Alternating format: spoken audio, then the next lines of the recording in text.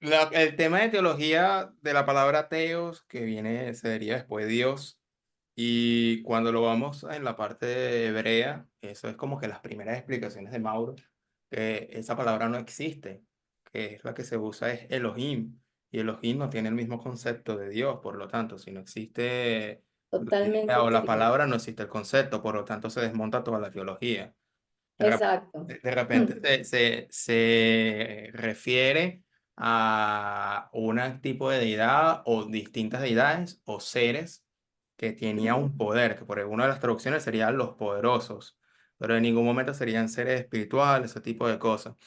Entonces, en el mundo hebreo, según varios estudiosos, no existía toda la carga metafísica, toda la carga espiritual o intangible del más allá, eso no existía. En tu opinión, entonces, ¿qué sucedió desde los orígenes del Génesis para que luego, poco a poco, incluso luego del exilio de Babilonia, que después agarraron como que esas costumbres que ya ellos tenían en Babilonia, cuestiones del bien y el mal, Eso. ángeles y demonios, etcétera, hasta llegar a un Nuevo Testamento o siglo o décadas antes, ya con una mentalidad de ese judaísmo ya más del más allá? ¿Qué pasó en esa transición? Porque, y con esto concluye la intervención. Cuando tú dices, vamos a ir a la parte de los judíos o de la real traducción o del hebreo para dar con el término, entonces yo voy y le pregunto a un judío, pero resulta ser que este judío, por ejemplo, como Mario Sabán, me habla, sí, del término, pero resulta ser que le mete cábala o le mete Ujú. toda una connotación no cristiana, pero sí de un judío Esotérica. místico, Ujú. de un judaísmo místico, que es Ujú. distinto, pero al final habla de un más allá. Entonces, Claro. vaya, una u otra forma me están redirigiendo a un más allá que, como al inicio del texto del Tanakh, simplemente su mentalidad no lo tenía. Y que es una mala interpretación, por ejemplo, de la palabra Nahash, como tú estás diciendo bien, que Ujú. en su carga semántica tiene que ver con características de serpiente, pero no es que realmente sea una serpiente, sino que es un individuo Exacto. con todas esas características. Entonces, ¿cuál es esa transición, en tu opinión, para llegar de no tener un más allá en absolutamente nada a tener una carga mística y todo lo demás, incluso dentro del mismo judaísmo, que deberían ellos mismos defender la parte literal, pero veo que no es así. Exacto, mira qué bonito esto, que tú te intereses en esto y de esto deberían interesarse, pero desafortunadamente esto que hoy les estamos diciendo a tus amigos y Mm. no todo el mundo se los va a decir, muy pocas personas lo van a hacer, porque cada uno defiende sus intereses. Esa historia tiene una transición muy interesante que lleva, son milenios desde esos pueblos allí, esas tribus, como te decía yo, esas etnias que se van formando, que vienen, tienen distintas proveniencias. Luego ellos son llevados, como bien dijiste tú, a Babilonia, pasan un tiempo allí, allí se empiezan a escribir algunas cosas, ya ellos van absorbiendo y ya esos pueblos también más antiguos ya traían algunas cosas. Entonces se fue formando allí un sincretismo bastante interesante de cosas. De hecho, se piensa que el mismo Yahvé era un Elohim cananeo, que luego lo fueron adoptando ellos. Entonces empieza toda esa historia allí a reunirse, pero todavía no podemos hablar de una teología. Solo que después empieza, hay unos momentos importantes que son el exilio de Babilonia y luego después en el 70 después de Cristo. Ahí sucede algo interesante también y es que ya se empieza a formar, sí, ese pensamiento ya más también hacia lo esotérico, hacia lo teológico, a partir de allí del 70, pero estamos hablando ya después de Cristo, después de Cristo. Entonces, ¿qué pasó en todo ese tiempo? Pues ya entra también la filosofía griega, recordemos el filósofo Maimónides, ya empieza a entrar este pensamiento que va formando también ese pensamiento cabalístico y van adjuntando todo ese pensamiento allí, esa lectura esotérica de la Biblia.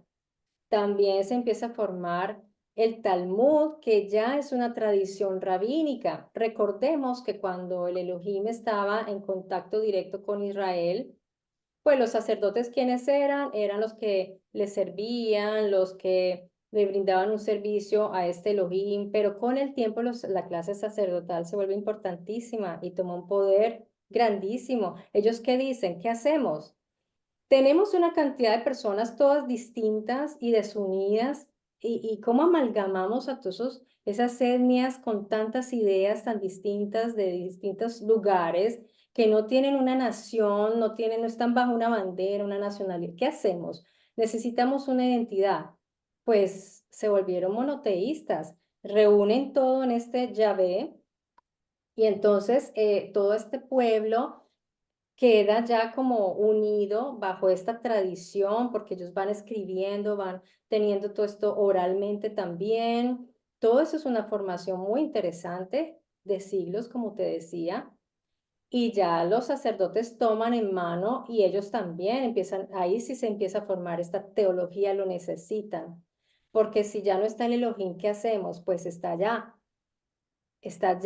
y ahí empieza a formarse toda esa idea de que ya no está presente, pero nosotros somos los mediadores. Él habla a través de nosotros, Él nos inspira y eso es poco a poco, eso es un proceso del poco a poco, Ok, pero ellos se permean muchísimo con la filosofía griega, porque obviamente pues después llega ese poder romano y obviamente se van adquiriendo creencias, costumbres, y allí se fue formando todo esto. Por eso es que hoy día vemos también esa, ¿cómo se diría? Esa teología tan fuerte de los judíos que ya, bueno, ya está muy estructurada y aunque sea distinta a los cristianos y además ellos mismos muy divididos, porque el judaísmo es supremamente divisorio, sectarista, están muy divididos entre ellos, pero ya con esas ideas muy fuertes de su Elohim, de su Dios, ya con todas estas ideas espirituales,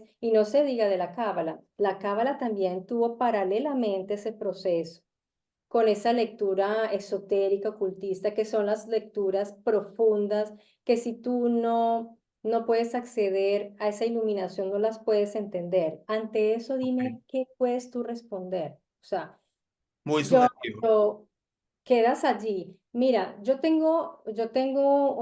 creado una analogía al respecto que me gusta mucho. Un ejemplo. Cuando si yo me pongo a discutir con estas personas de esas creencias, cuando yo veo sus debates aquí en YouTube, Ajá. es como ver, mira, yo me siento viendo un partido de fútbol sin pelota, te lo juro. O sea, están todos agarrados ahí, corriendo, y el público está convencido que ahí hay una pelota. Y uno se la pasa al otro, y entonces hay hasta faltas. Y la gente, sí, sí, tarjeta amarilla, no, tarjeta roja, va para la banca. Claro. Y cuando uno no tiene esa locura colectiva, uno dice, pero estos están locos, ¿dónde está la pelota? A mí, o sea, lo siento mucho, pero para mí es así, porque estamos hablando de mundos construidos, pues que de estos mundos no tenemos unas bases reales como para sustentar, no es como el rey desnudo, es lo mismo. Tú tienes que ver el rey desnudo, si no eres un ignorante. Tú sabes cuál es esa historia tan bonita, esa fábula, que está todo el pueblo allí y eso es de los hermanos Grimm, creo. Y entonces están los sastres Ajá. y entonces ellos inventan eso, el traje más hermoso, no tenían hilos, lo hacen y dicen que es invisible. Y si tú dices, no, pero si está desnudo, te dicen, pero como eres de bruto, no eres capaz de ver entonces tú no tienes la capacidad. Es igual. Para mí es exactamente igual. Y lamentablemente ahí se entra como que una exclusión dentro del campo espiritual. Ah, no, los iluminados o Claro. despiertos son aquellos que tienen el espíritu. Pero resulta ser que de estas 10 denominaciones, ya sea cristianas o judías, que dicen tener el espíritu, le dictan distintas cosas. Y si lo colocamos en un mismo cuarto por 10 minutos o una hora, entonces no era que el espíritu le dictaban cada uno y no se supone que el mismo espíritu, el mismo Dios y el mismo libro en el cual ustedes creen. Imagínate. Y al final cada uno saca una interpretación. Entonces, de esos 10 9 deben estar equivocados porque se supone que la verdad es una. Entonces, con esos silogismos lógicos, esos razonamientos, fácilmente se puede como que desmontar un poquito el tema de esa parte de la interpretación. Ujú. Me llama la atención porque, por ejemplo, una de las enseñanzas que parece muy bonita es el tema Ujú, de Elías, el profeta Elías y la tsunamita. Básicamente esta historia es que la tsunamita quería que el profeta Elías se hospedara en su casa. Pasó una vez y la tsunamita quería llamarle la atención. Pasó segunda vez Elías, hasta que una tercera, creo que es así, entra y la tsunamita le dice, te tengo un cuarto para que te hospedes, y te preparé pan, y te preparé vino, te preparé una mesa y una vela para que puedas hospedarte. Entonces Elías ujú, pasa, sube a la habitación de arriba, se queda y como agradecimiento al profeta Elías al día siguiente le dice, ¿qué puedo hacer por ti? La tsunamita le dice, no, yo no te estoy pidiendo nada a cambio. Al final, Elías, como agradecimiento, le dice, dentro de un tiempo vas a quedar embarazada.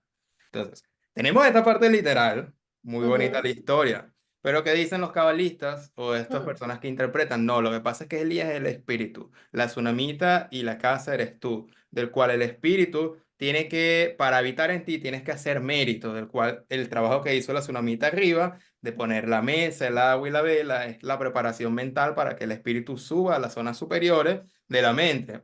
Entonces, ujú. al final, luego de que el espíritu trabaje ahí, como hizo el profeta Elías, al día siguiente, el resultado de que el espíritu habite en la parte superior de tu mente es que nazcas de nuevo. ¡Wow! ¡Qué hermosa interpretación! Entonces Ujú. aquí esto, Eso eh, es interpretación. con este ejemplo, tú dices, ok, de repente le sacaste una moral o una alegoría bastante interesante y tal, pero ¿hasta qué punto? Porque si vamos así todo y cada uno de los textos se interpreta hasta cada palabra. Entonces, ¿qué sucede? Y es una de mis críticas personales Mm, al tema interpretativo, es que, por ejemplo, cuando leemos temas como el Levítico o el Éxodo, incluso el mismo Génesis, cuando se muestra la ira y la venganza de este Yahvé, donde exterminen a todos, entonces básicamente ujú, no, los gentiles, por ejemplo, no es que sean gentiles de verdad, sino que los gentiles hay que interpretarlo como que hay que identificar nuestra parte animal y hay que exterminarla.